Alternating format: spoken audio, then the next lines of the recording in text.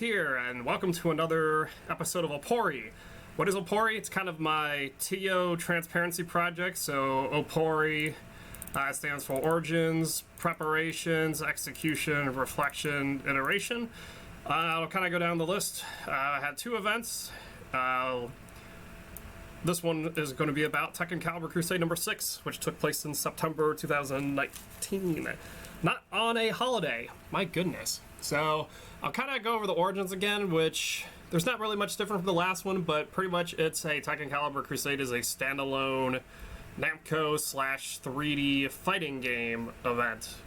Idea is to just only have Tekken and Soul Calibur, because why go to other fighting game events if you're only going to play your one game, pay your whole full venue, and then that's all you can do is determine that. So that kind of covers that. I kind of, again, mentioned in the other, check out other past OPERIs on this stuff, but pretty much my TO partner Soul Calibur, funny how that worked out, and I just kind of workshopped the name and the idea of it and then kept going. So now we'll kind of get into what's different. So the preparations, this phase is more about what we did before the tournament start, like everything up until the minute of. This was mostly focused on Zion's training. So that guy Zion, one of the Columbus up-and-coming TOs who not only helps me run Tekken stuff, but also runs the, Bracket runs the weekly Game Arena Smash Ultimate weeklies, which average in the high 80s, low 90s. So he gets quite a lot of bracket experience. Actually, I might call him TO for that one too. Might as well, because he has to do seating. And well, no, someone else helps him with seating, but he kind of does both. Anywho, this is more on his preparation because this is the first time where he did all of this himself. So venue, for those who weren't there, we picked a place called Close Quarters. It's where we always go for Tekken Caliburs. Just because the size is good, they have streaming equipment on site, so we don't have to bring our own stuff in, blah, blah, blah, yada, yada. Check the last OPERI if you want more on that. But the difference here is that Zion met with the owner or talked with the owner and booked the dates himself. I didn't act as a go-between. All I did was just put them both in the same Facebook conversation, and they took it from there. Blake, the owner of Close Quarters, has also done that back when I was training the Smash 4 TOs. He would also work with them as part of the lesson, so he kind of knew what to be expecting. And Zion's a lot more mature than a lot of those Smash TOs were at the time. You know, it's different periods in their lives. Don't read into that too much. So the point is that Blake had experience of what was going on. Zion had experience just from running more stuff and so on. So again, then Zion was also the one who booked Matchstick. Zion was also the one that got it for the World Tour, and Zion was also the one that did like the advertising. He might make his own OPERI, but he feels that he could have done a bit better at this, but we'll kind of get more to that in reflection, iteration, and stuff. And then the final thing last minute is it turned out one of our favorite members of the community, I don't want to just belittle her and say that she's one of our favorite Tekken members of the community because she shows up to a lot of stuff, always brings the setup, always has a great positive attitude. Excellent gateway for newer players, and not just newer players, but trans players as well. And she also is the co-producer of the, I'll just kind of credit in here, of the podcast 614 Punch. I don't know if they're still doing episodes, but the first 8 are pretty solid. I checked those out. Anyway, she had a crappy birthday, so we wanted to do a Tekken thing, so Zion decided last minute, hey, we're going to get her a cake surprise her. It's going to be great. I guess I'll kind of mention that more during the execution stuff. Okay, so then that kind of covers the preparation side. There wasn't really much else I kind of did, because I more just supervised Zion when she did a spank up good job. Nothing much really changed from the last one, so okay, now we'll get to the execution side. So this is more about what actually happened during the event versus what I think about what happened at the event. So we'll talk about what happened at the event. Oh man, Smash GG. I think I'll save that one for a bit near the middle, but for now, you know, SC2 didn't have a lot of entrants, and SC6 surprisingly had less entrants than SC2, I think. Maybe it had one more. It was kind of too bad, but that's alright. And then before Tekken 7, I guess that's when we'll talk about Felicia's party. yeah, that's when we surprised her. So I kind of, I did one of my TheKiest's moves where I announced, like, hey, I got an announcement. You all have to follow in this stuff. You know, some people might not like it, but at the same time, it's, if they knew Felicia, they'd be okay with it. It was one of those I couldn't tell people, hey, this is for the party, because she's not, she was there, you know, it's, she had a period where she left, and I might have been able to do it at that point, but I missed my window. But anywho, so we all got her cake, so I'm happy birthday. You know, it was a great Tekken moment, I think, and I hope other scenes can kind of reflect on this. I'm not saying you have to do anything as extravagant, like have your entire tournament say happy birthday, but, you know, just the little things. That's all. And then I'll apologize to guys in the chat. I'll kind of get to the chat after this is all done and stuff, so... and then after that, that's when Tekken 7 started. And the big thing that also happened in Tekken 7, which is my favorite part, actually, was the seeding process. This actually, so what happened was, we had pretty much me, Comatose, and I'm gonna always butcher the spelling of his name, but Phil from Cincy all kind of seeded the bracket. And this actually reminded me a lot of the Brawl days, because this is how every tournament in Brawl was for us in Ohio for, I don't know, 2.5, almost 3 years, where it wouldn't just be the main TO that's seeded, it would be other TOs working together to make sure that we had the best possible bracket, not just avoiding region conflicts, but avoiding round 1, 2, and I think 3 and 4 this time.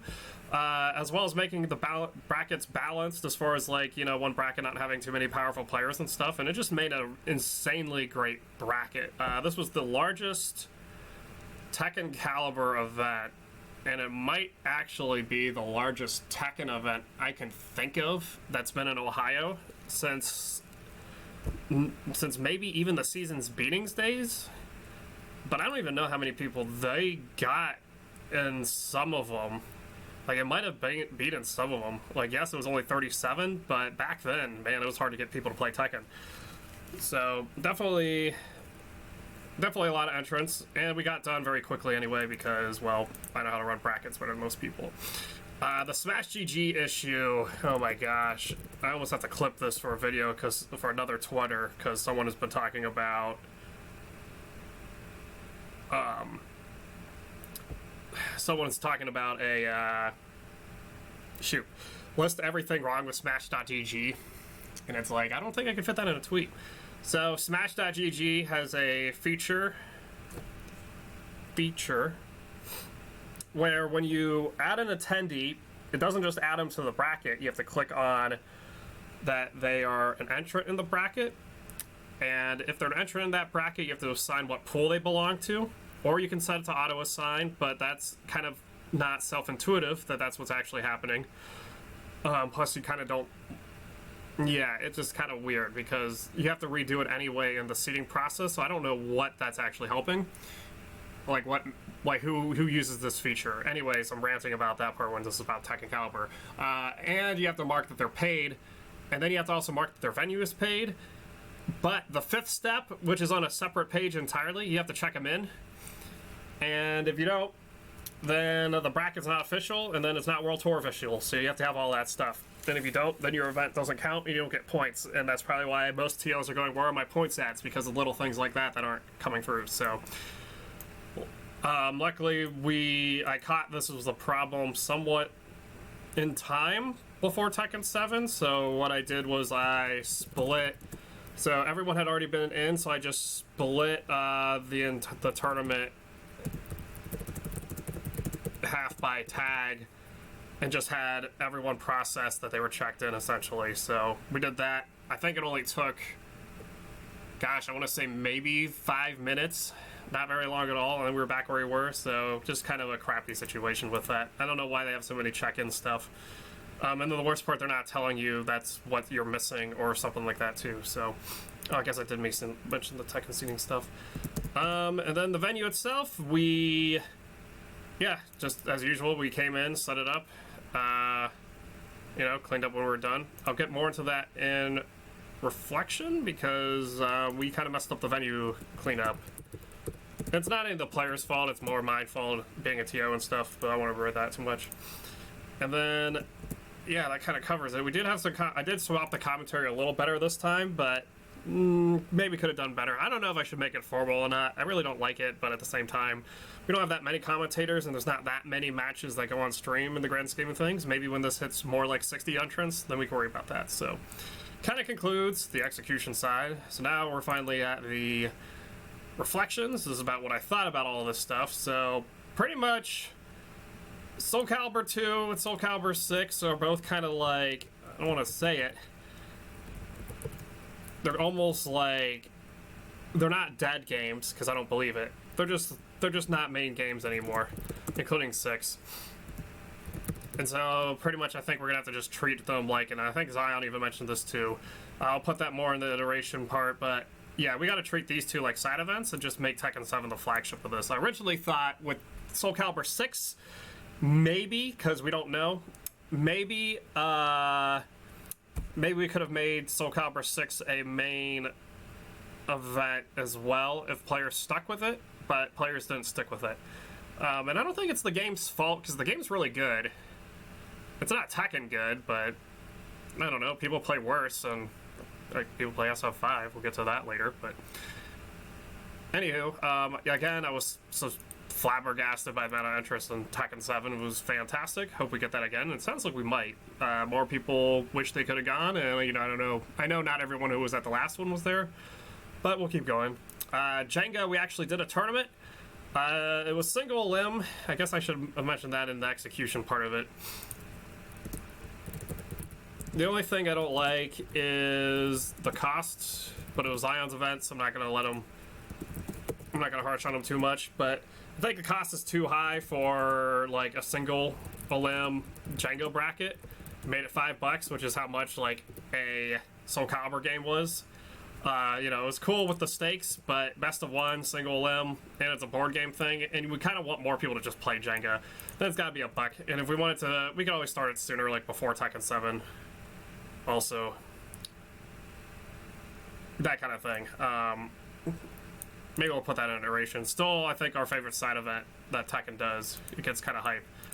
We just need a way to get more players entered, so I don't know if that's I don't know if that means like reducing the time Tekken 7 is, or making it on Saturday might be enough because people can stay longer and stuff. Yeah, I think I need to be a little more formal with when people can cast and how long they're casting for. I felt like, especially at the beginning,